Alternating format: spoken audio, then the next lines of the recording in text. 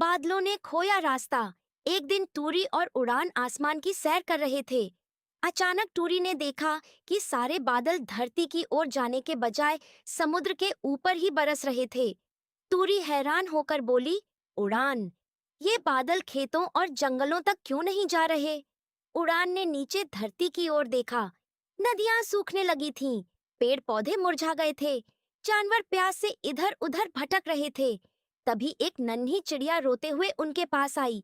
तूरी, हमारी नदी सूख गई है, बारिश वाले बादल कहीं खो गए हैं। तूरी और उड़ान तुरंत बादलों के बीच पहुंच गए, लेकिन जैसे ही वे आगे बढ़े, चारों तरफ घना कोहरा छा गया।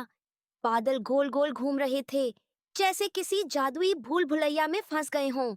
एक छोटा बादल घबराकर बोला, हम हर बार समुद्र तक पहुंच जाते हैं, लेकिन धरती का रास्ता ही भूल गए हैं।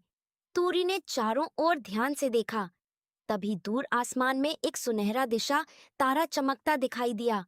उड़ान मुस्कुराया, वो दिशा तारा है, वही हमें सही रास्ता दिखा सकता है। इतने में एक जोरदार तूफानी हवा चली और काले बादलों ने दिशा तारे को पूरी तरह ढक लिया। अब चारों तरफ सिर्फ अंधेरा था। छोटे बादल डर गए।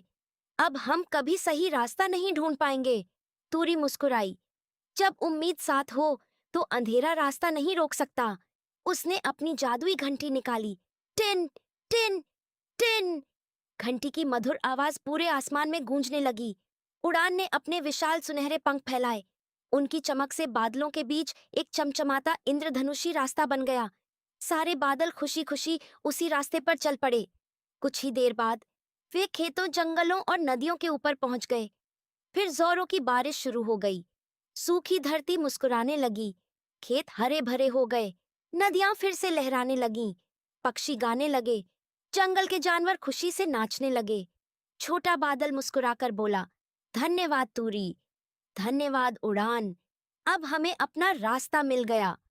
उड़ान बोला, जो दूसरों की जिंदगी में खुशियां बरसाते हैं, उन्हें हमेशा सही रास्ता मिल जाता है।